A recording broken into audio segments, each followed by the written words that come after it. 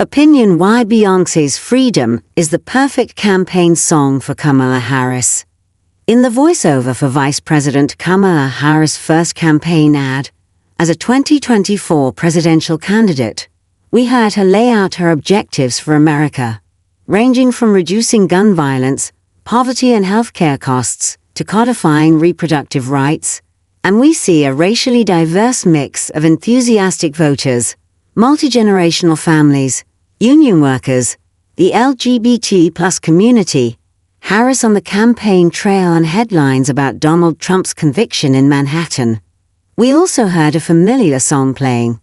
That song is Beyoncé's 2016 anthem Freedom featuring Kendrick Lamar, which Beyoncé permitted Harris to use as her walkout song during her first public appearance as a presidential candidate.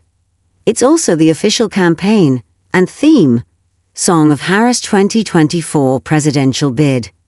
With its liberating tone, the song, which was used as a battle cry for many Black Lives Matter demonstrations following the 2020 death of George Floyd, now evokes the aspirational promise of the Democratic Party.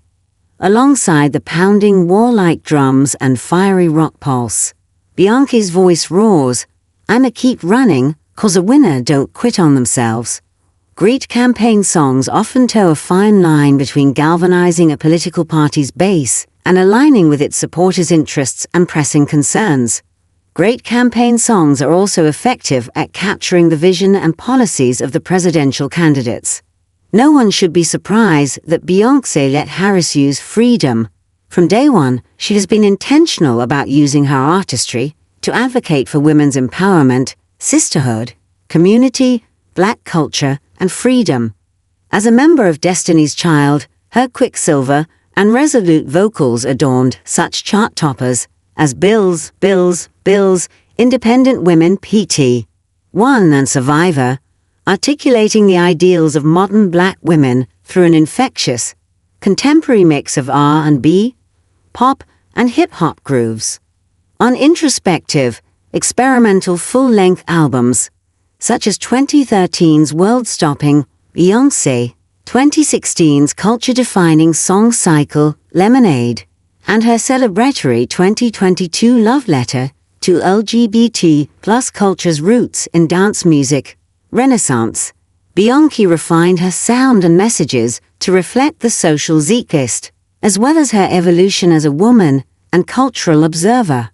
Using Freedom to amp up excitement for campaign is a sign that Harris understands Beyoncé's influence on the culture, and that her campaign recognizes Beyoncé as a generational icon with a wide appeal among younger demographics. Harris has long devoted her time to addressing the issues facing younger generations, especially younger women, from implementing solutions to help millions curb their crippling student loan debt, to stressing the importance of upholding the protections of Roe v. Wade. She is campaigning on a promise to defend the interests and protect the rights and well-being of young people.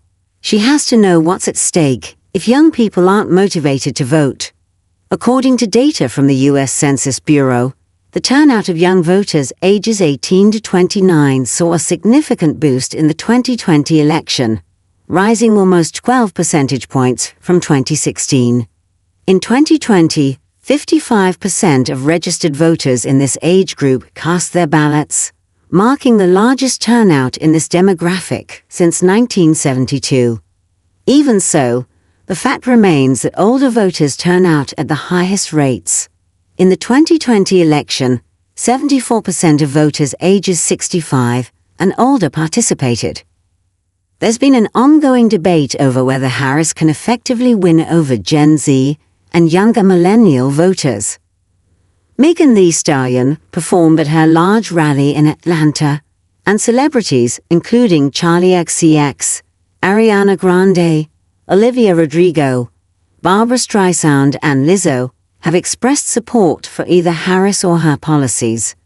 Some have argued that this embrace of memes, celebrity endorsements, and Gen Z jargon is not enough. By itself, it isn't. At least it shouldn't be. Harris still needs to earn the votes of this country's youngest voters. But she can't do that without grabbing their attention, and relying on celebrities who support her is not a bad way of doing that. Harris is also fortunate to be the kind candidate and to have the kind of platform that the world's best musicians want to be associated with. Add to that many artists' distaste for her opponent. A long list of musicians, including Bruce Springsteen, Neil Young, Ray, the Rolling Stones, the Beatles and Adele have objected to Trump using their work to promote his campaign. When the former president's campaign played a video of Celine Dion performing My Heart Will Go On at a rally in Montana this month, her team responded, "In no way is this use authorized, and Celine Dion does not endorse this or any similar use." And really, they get song.